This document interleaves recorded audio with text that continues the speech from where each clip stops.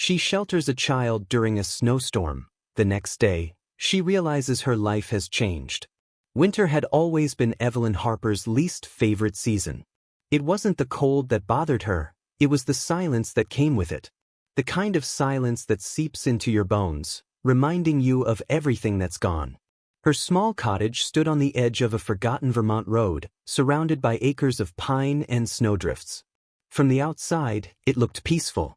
But inside, the walls held echoes, of laughter that no longer filled the rooms, of a husband gone too soon, of a child who never had the chance to grow.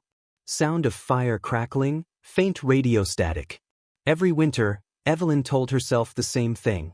Just survive until spring. She moved slowly through her kitchen, lighting the oil lamp and setting another log on the fire.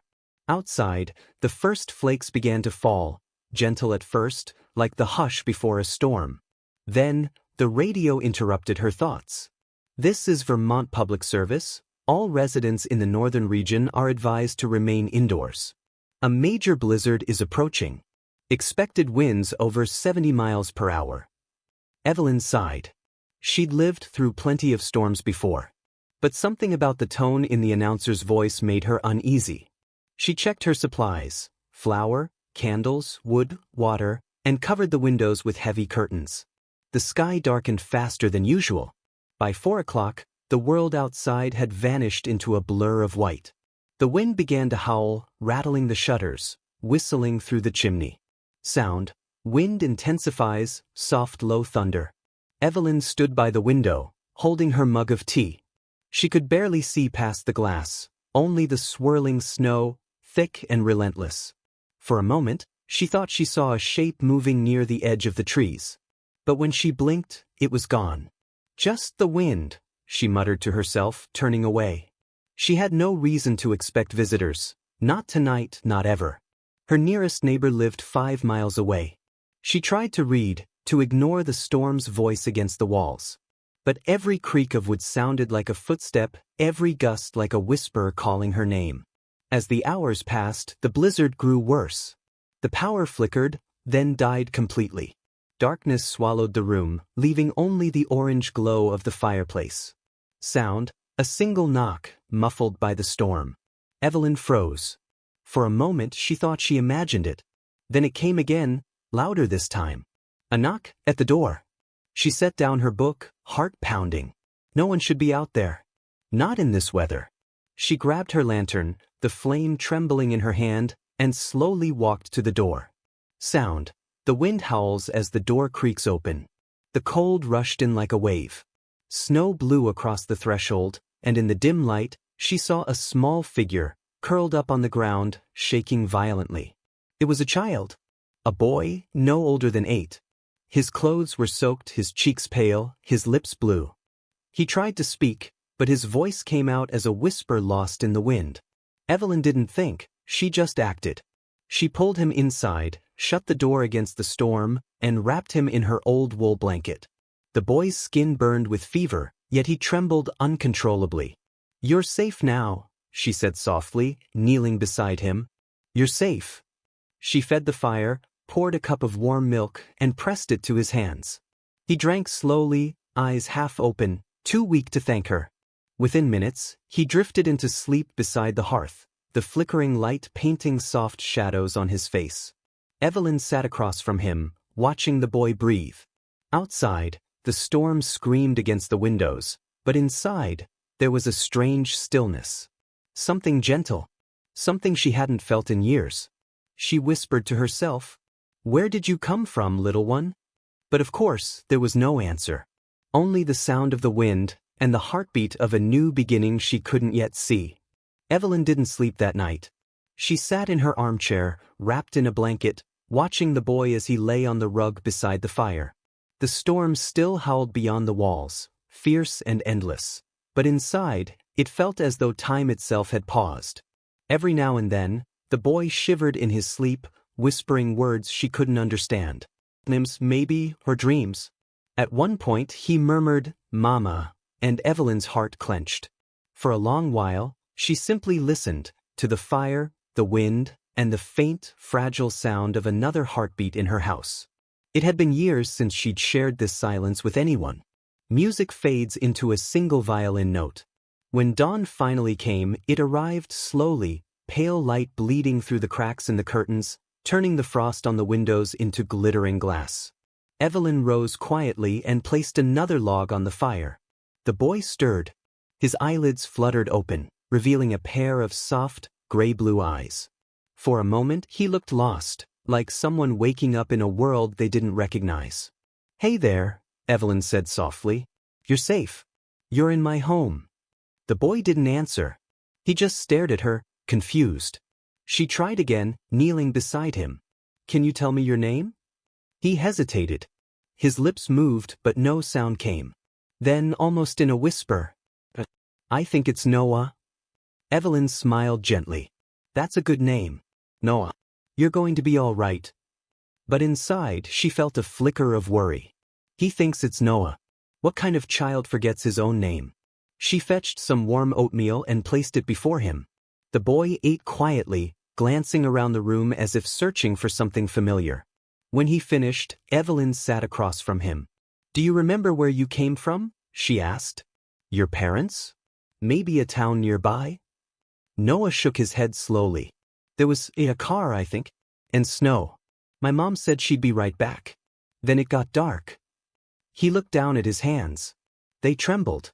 Evelyn reached across the table, gently covering them with hers. "It's all right. You're safe here." She smiled, but her chest felt heavy. Something about his story didn't sit right. If he'd been in a car, where was it now? How had he survived that storm? Cut to visuals. Evelyn stepping outside, wrapped in her coat, snow blinding in every direction.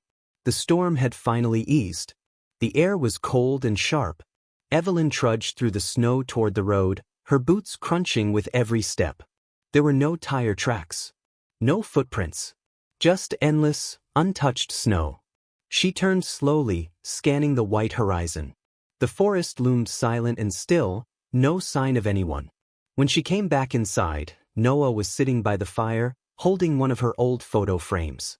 It was a picture of Evelyn and her husband, years ago, standing in front of the very same fireplace. "Is that your family?" he asked. Evelyn nodded softly. "It was. My husband's name was Daniel."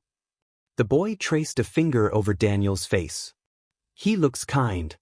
She smiled faintly. "He was." Then, without thinking, she asked, "And your father? Do you remember him?" Noah shook his head again. "I only remember the cold, and the song my mom used to sing when I was scared." Evelyn felt a chill that had nothing to do with the weather. "What song?" she asked. Noah looked up at her. His eyes were far away, like he was seeing something she couldn't. Then, softly, he began to hum. A haunting lullaby drifts through the air, delicate, almost familiar. Evelyn froze. Her heart stuttered. She knew that melody.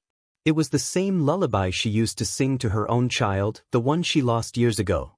She said nothing. Couldn't. The boy finished the tune and smiled faintly.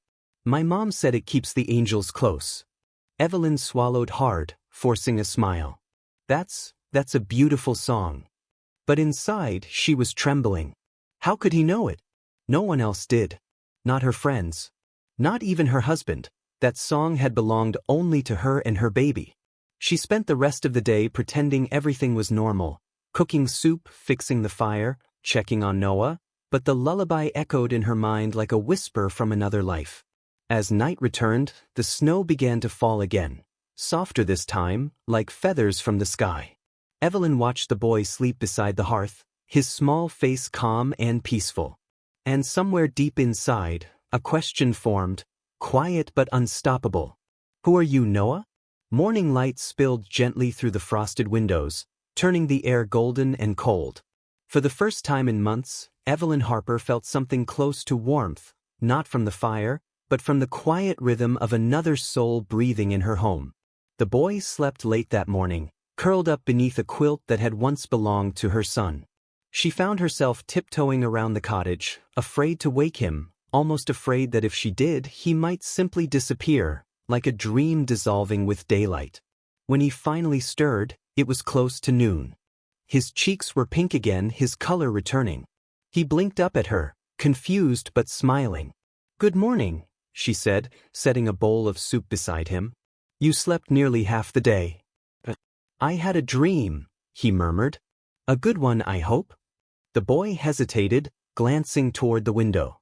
Snowflakes danced outside, quiet and endless. "I think it was. There was light and someone singing." Evelyn smiled softly. "That sounds nice." But the word light lingered in her mind. Transition music, slow piano chords. After lunch, she decided to take him outside for a few minutes. The storm had passed, leaving behind a still, white world. The air smelled clean, like new beginnings. Noah's eyes widened as they stepped out. He lifted his face to the sky, watching the snowflakes drift down. "It's beautiful," he said quietly. "It's like the world forgot to breathe." Evelyn chuckled. "You speak like a poet." The boy grinned shyly and bent down to pick up a handful of snow, sculpting it with his tiny hands. They built a small snowman together, crooked but full of character. For a moment, Evelyn forgot everything: the loneliness, the grief, the years that had slipped away in silence. She laughed. A genuine, surprised laugh. The kind she hadn't heard from herself in a long, long time. "I used to make these with my," she began but stopped. Her throat tightened. Noah looked up at her, eyes gentle, patient. "With your son?" Evelyn froze. She hadn't mentioned her son. Not once. How did you know that?" Noah shrugged lightly. "I don't know. I just felt it." He smiled in a way that seemed older than his years, tender, almost knowing. A chill ran through her, but not from the cold. "You must have good intuition," she said, forcing a smile. "That's what my mom used to say," he replied. "She said people who listen with their hearts can hear what others don't say." Evelyn couldn't answer. She just nodded, blinking away the sting in her eyes. Music softens, warm strings and subtle piano. That evening, as dusk settled, Evelyn taught Noah how to make bread, the same recipe her mother had taught her when she was little. Flour dusted the kitchen like snow, and the air filled with the scent of yeast and firewood. "Now, you have to knead it like this," she said, guiding his hands. "Strong but gentle. Bread likes patience." Noah giggled as the dough stuck to his fingers. "Like me then?" Evelyn laughed. "Exactly like you."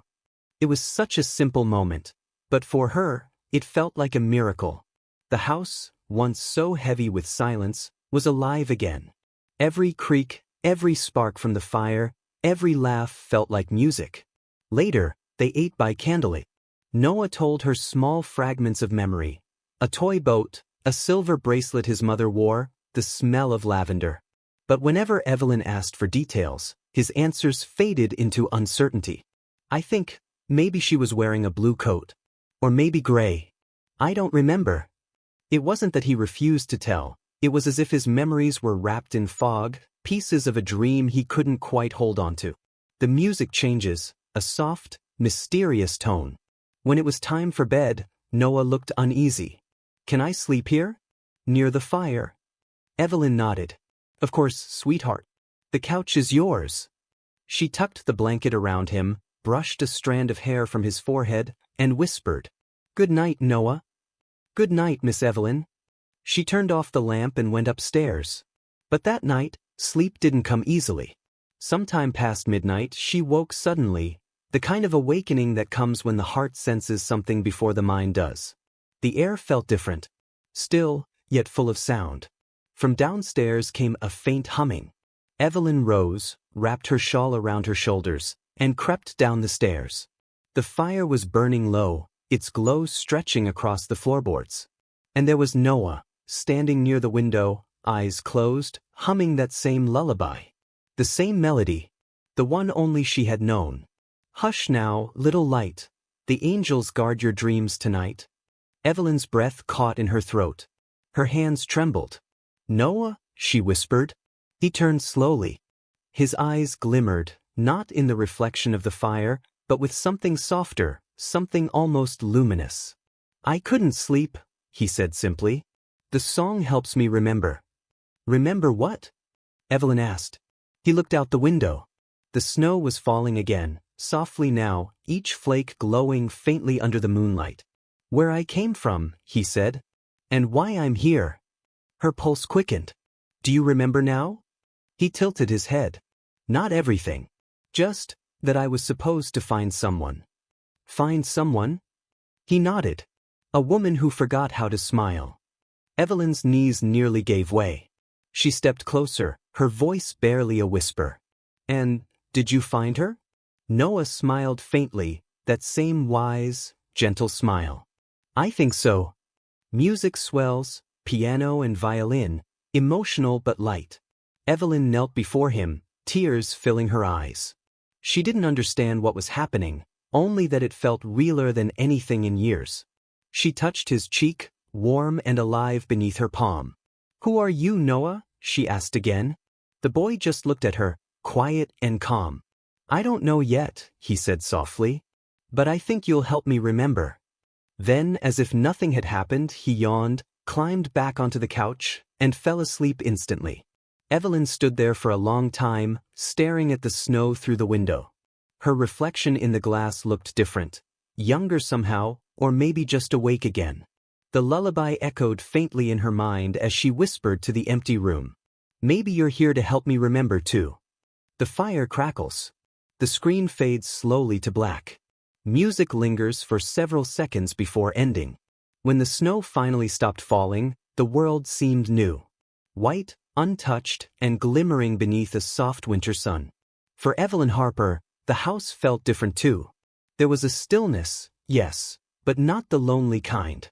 It was the quiet of peace, of something fragile but alive.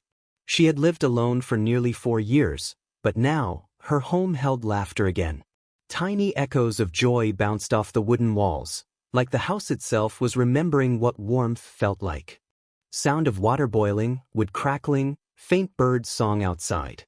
Evelyn stood in the kitchen that morning, stirring oatmeal in an old copper pot. The air smelled of cinnamon and wood smoke. Behind her, Noah sat at the table, legs swinging, drawing on a scrap of paper she'd given him. "What are you making there?" she asked. He smiled. "It's you." Evelyn laughed softly. "Me? I don't think I've ever had an artist draw me before." The boy turned the paper toward her.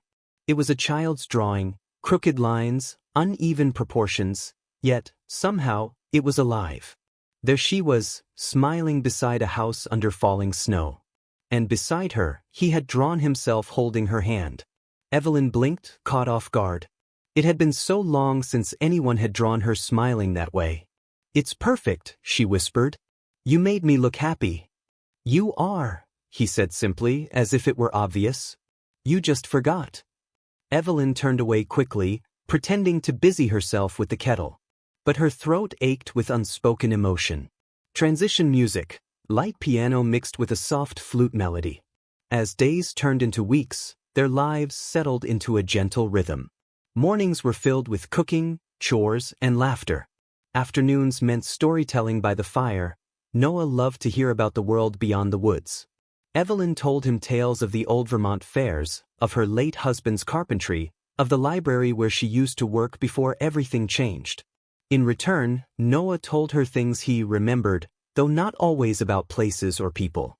Sometimes, they were just feelings, colors, sounds, dreams that didn't seem entirely of this world. "I remember blue light," he said one evening. "And singing. So many voices all at once." "Singing?" she asked. He nodded. "Like when you're happy, but also when you're sad. It's beautiful and strange." Evelyn smiled. "You have quite the imagination." Noah tilted his head. "Do you think memories can hide in dreams?" She thought about that for a moment. "Yes," she said finally. "Sometimes the heart remembers what the mind forgets." Noah looked satisfied with that answer.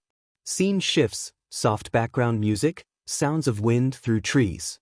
One afternoon, Evelyn decided to teach him something new, how to care for the small garden behind the house. Most of it was buried under snow, but beneath the white surface, tiny green shoots waited for spring. "See this," she said, brushing aside the frost. "This little patch here, I used to plant lavender." Noah knelt beside her, touching the frozen earth. It smells like peace, he said. Evelyn smiled. It does. Daniel, my husband, used to say the same thing. He looked up at her. You miss him? It wasn't a question. Evelyn nodded. Every day. He must have been very special. He was. She smiled faintly. He built this house with his own hands. Noah gazed at the cottage, eyes full of quiet wonder. Then it's full of love. Evelyn blinked, surprised. Full of what? Love, he repeated matter-of-factly. You can feel it. In the wood. In the walls. It remembers the people who laughed here. She looked around her home, really looked. For years she'd only seen emptiness. But now, with Noah's words echoing softly, the house did feel different, warm, forgiving, alive. Music swells gently, strings join the piano. That evening, as twilight fell, they sat by the fireplace again. Evelyn read aloud from an old storybook she'd kept from her teaching days. Her voice was calm, rhythmic, and Noah listened intently, eyes glowing in the firelight. Do you believe in miracles, Miss Evelyn? He asked suddenly. She paused, closing the book halfway. Miracles? Just things that happen when you need them most. She smiled sadly. I used to. You don't anymore? Evelyn gazed into the flames. I guess I stopped waiting for them. Noah thought about that, then said quietly, maybe miracles don't come when you wait. Maybe they come when you give. Evelyn turned to look at him, this small boy with the eyes of an old soul. There was something in his words that settled deep inside her, stirring something she thought was gone. You're a very wise little man, she said with a soft laugh. He shrugged. That's what people used to tell me. Used to? Before, he said simply. Before I came here. A chill passed through her, but she said nothing more. Scene shift, night has fallen. Wind outside is calm. Candlelight flickers. Later, after Noah had gone to bed, Evelyn sat alone by the window, a cup of tea growing cold in her hands. The moon cast a silver path across the snow, and in its glow, she saw footprints, tiny ones, leading from the porch to the edge of the trees. Her heart quickened. She looked over her shoulder. The boy was asleep on the couch. She stepped outside, curiosity pulling her into the cold. The night was silent, except for the distant cry of an owl. She followed the prints, but after a few steps, they simply stopped. No trail leading back. No sign of where they'd gone. Just gone. Evelyn stood there in the moonlight, the hair on her arms rising. The air felt charged, humming with quiet energy. Then, faintly, almost too soft to be real, she heard it again, that lullaby. Drifting through the woods, carried by the wind. Hush now, little light. Her breath trembled. The sound was both terrifying and beautiful, as if the night itself was singing. When she returned inside, Noah stirred in his sleep and whispered, It's all right, Miss Evelyn. They're watching over us. Music swells with emotion, piano and choir blending together. Evelyn sank to her knees beside him, her eyes wet with tears she didn't fully understand.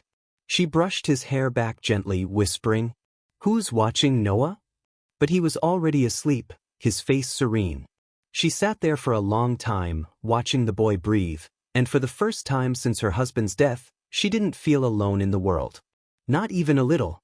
Music fades slowly, a mix of piano, soft wind, and the faint hum of a lullaby. Narrator, softly. In that quiet winter, something was changing inside Evelyn Harper.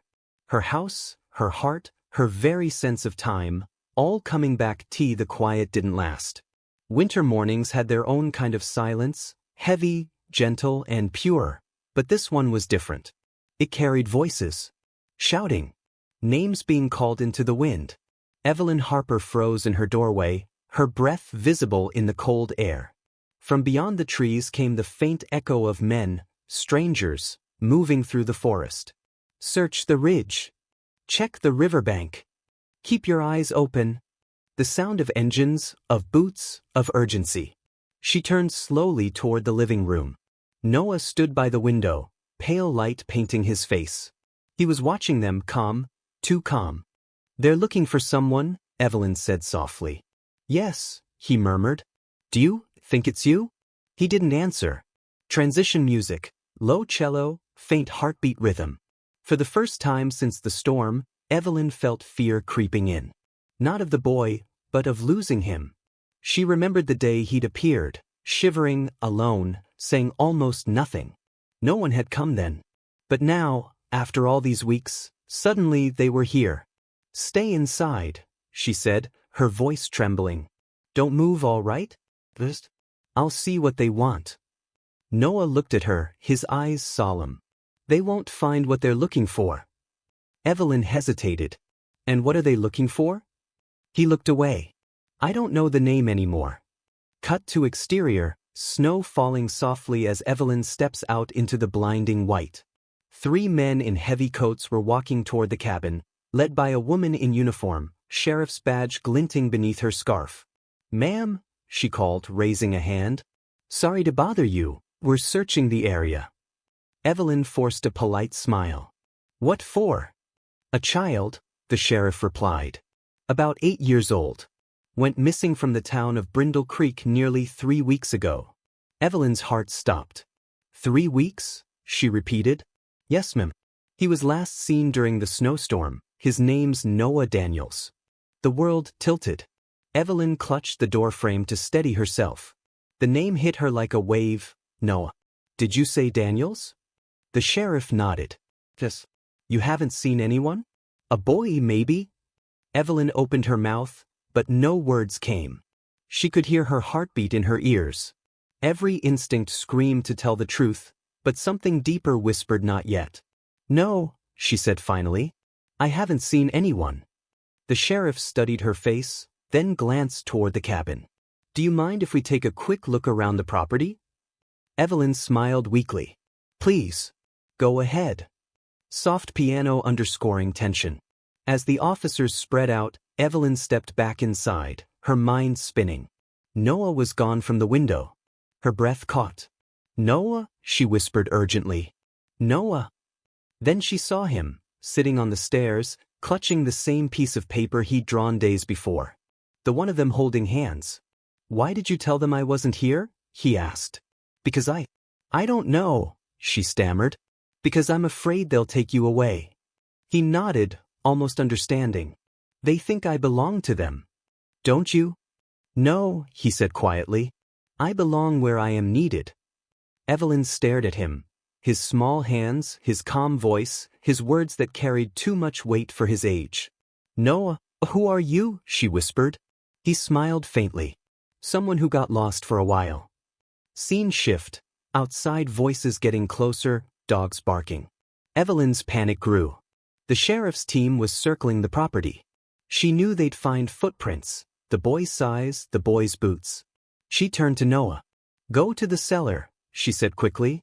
"Stay there until I tell you it's safe." "They'll feel me," he said softly. "Even if they don't see me."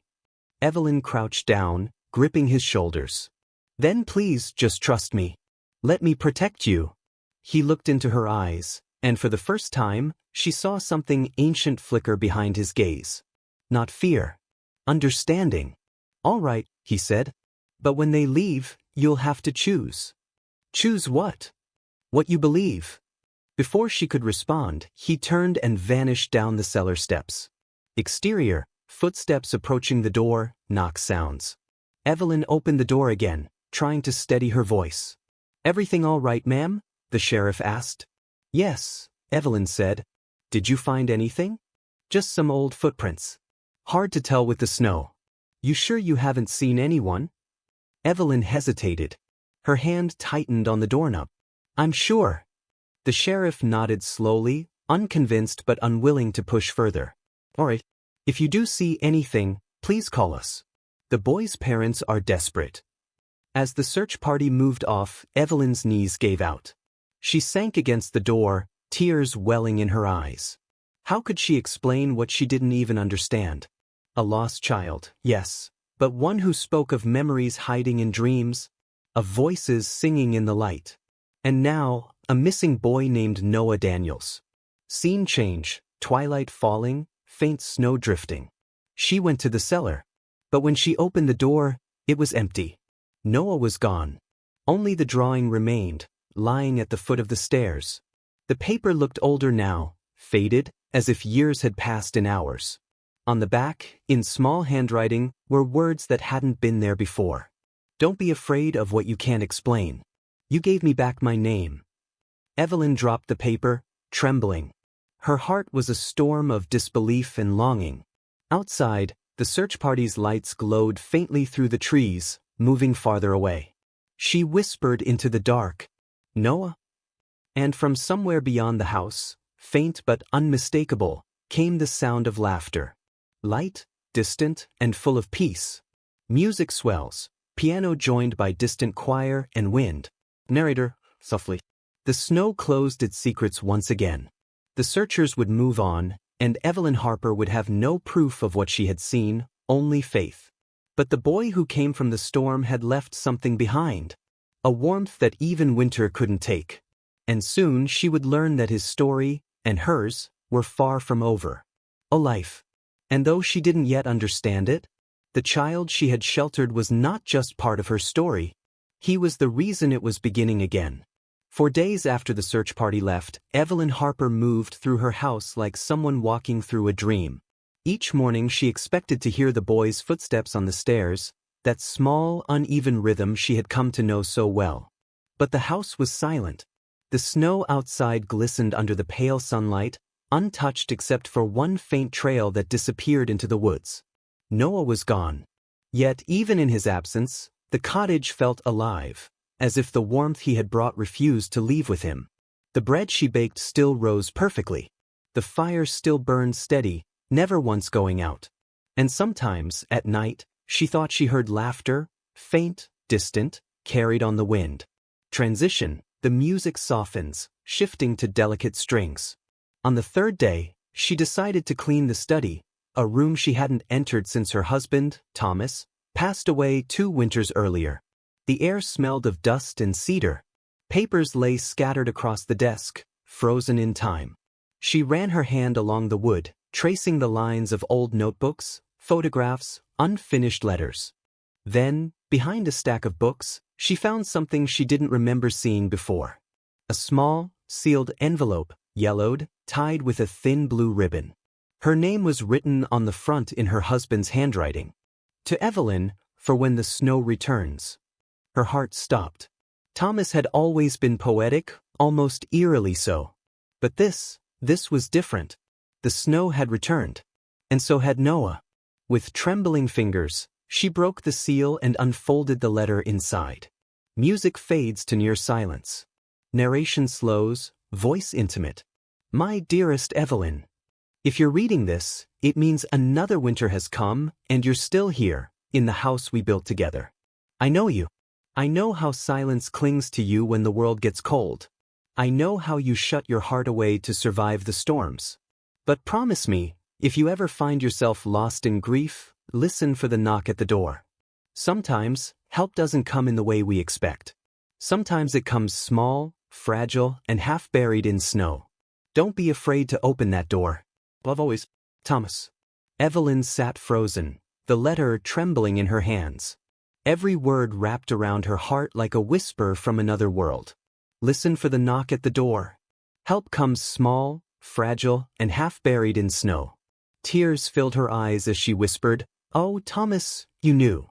The piano returns, gentle but mysterious. She folded the letter carefully, holding it against her chest, when something fluttered out, a small photograph. It was old, worn at the corners. It showed her husband standing with a friend in front of a snow-covered cabin, years before she had ever met him. But it wasn't the men that made her heart stop. It was the child between them. A boy. 7, maybe 8 years old. With light brown hair and a familiar, gentle smile. On the back of the photo, written in faded ink, were the words, "Brindle Creek Orphanage, Winter 1987, Thomas with young Noah." Evelyn stared at the picture, her breath catching. Her husband had known a boy named Noah. A boy from Brindle Creek. The same town the sheriff mentioned. Could it be coincidence? Or something far deeper? Music shifts, slow, building suspense. Evelyn searched through the drawers, through the boxes, through every envelope her husband had left behind. And then she found it, an old journal. Inside, pressed between pages, was another note, a fragment torn from a different letter, never sent. The ink had smudged with time, but she could still read the words. He reminds me of myself. Quiet, but he said he dreams of light, of finding someone who understands. I promised him that one day, someone would. Maybe that someone is you. Her hands shook. Thomas had written this decades ago, long before she'd ever met him. But now it felt like prophecy. Cut to nightfall. Wind whistling outside. Evelyn sat by the fire, the letter in her lap, the photograph glowing softly in the flame's light. She could almost hear Thomas's voice, not as memory, but as presence. Sometimes help doesn't come in the way we expect. Her gaze drifted to the window, to the reflection of the storm gathering once more. Snowflakes spiraled down like falling stars, each one unique, fleeting, alive. And then, faintly she heard it.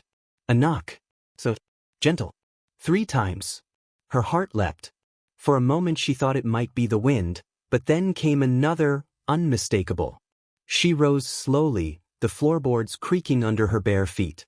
Her pulse thundered in her ears as she reached the door. When she opened it, the world outside glowed white, but no one was there. Just the sound of the storm. And something at her feet. A candle. Still burning. Music swells. Ethereal, echoing voices. Evelyn knelt, picking it up. The flame flickered, yet didn't die, even in the wind. And next to it, half buried in snow, was another folded note, wrapped in the same blue ribbon as before. She brought it inside, her hands trembling. When she unfolded it, she recognized the handwriting immediately. But it wasn't her husband's. Dear Miss Evelyn, thank you for the fire, the bread, and the song. I found my name again. You helped me remember who I was, and who I was meant to be. Don't look for me. I'm where I belong now. But every time the snow falls, I'll be there too, in the warmth, not the cold. Noah. Her tears fell freely, landing on the ink, smudging the words into blurs of light and shadow. Goodbye, little one, she whispered. And thank you.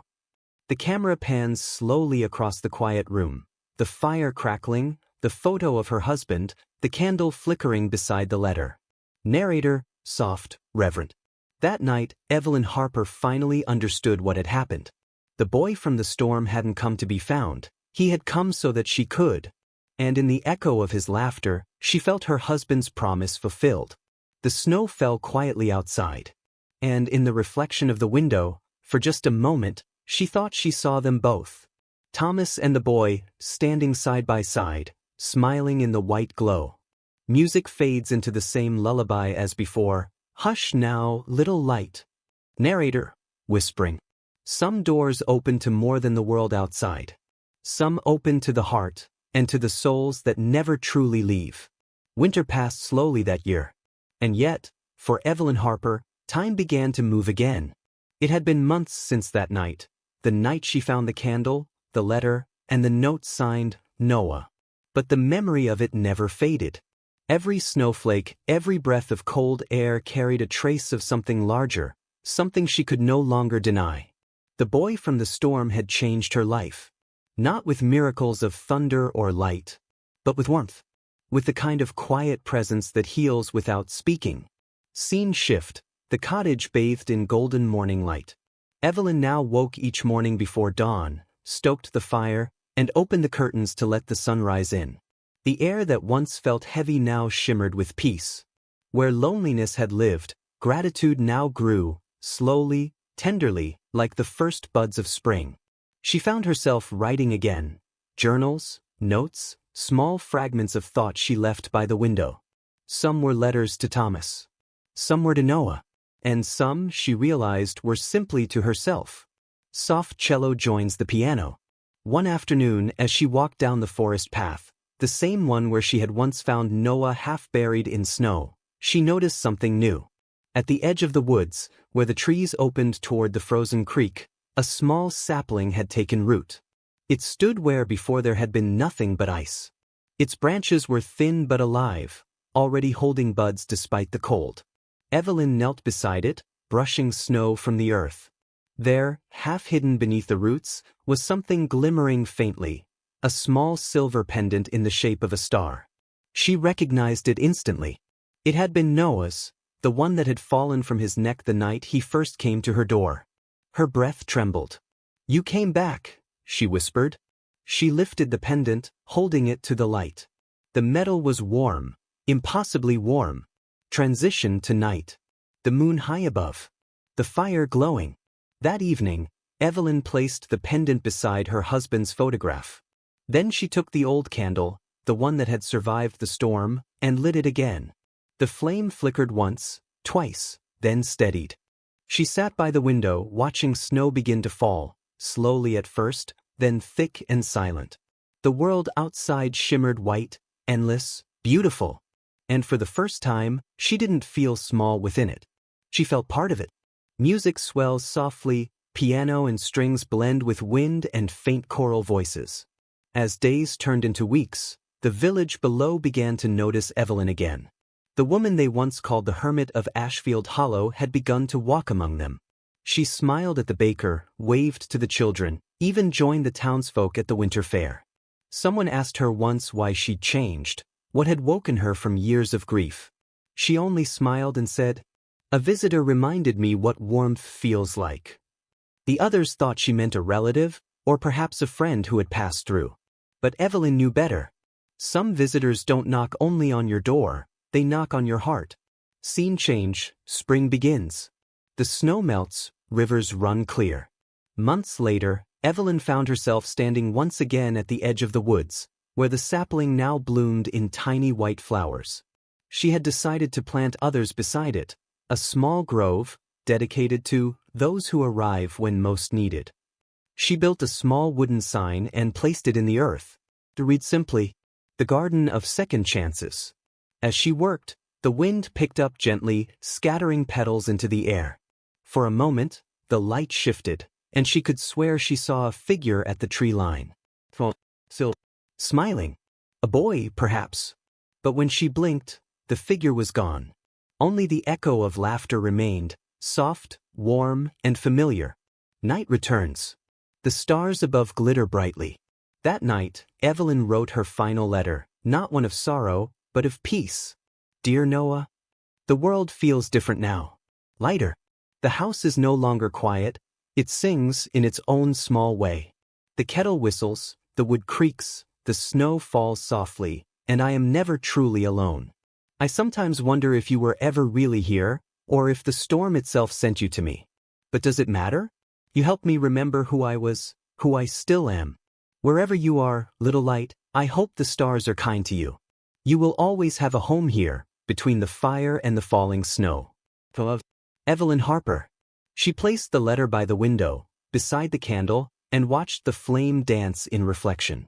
Outside, the snow began to fall again, gentle, slow, endless. And for the briefest moment, she saw two shapes in the reflection, a man and a boy, both smiling, both radiant with warmth. The man reached out, placing a hand on her shoulder.